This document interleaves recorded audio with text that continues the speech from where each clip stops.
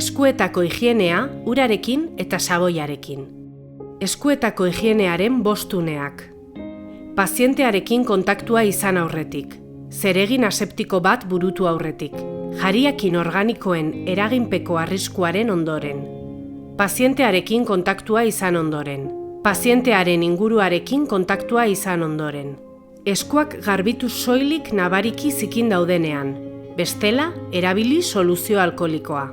Eskuak nola garbitu.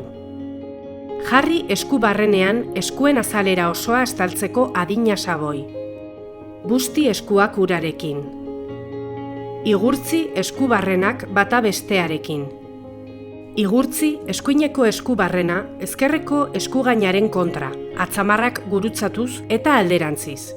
Igurtzi esku barrenak bata bestearekin, atzamarrak gurutzatuz. Igurtzi esku bateko atzamarren atzealdea beste esku barrenarekin, atzamarrei helduz. Igurtzi errotazio mugimendu batez ezkerreko atzamar lodia. Eskuineko eskubarrenarekin harrapatuz eta alderantziz. Igurtzi eskuin eskuko atzamar punta ezkerreko esku barrenaren kontra. Errotazio mugimendua eginez eta alderantziz. Kendu eskuetako saboia urarekin.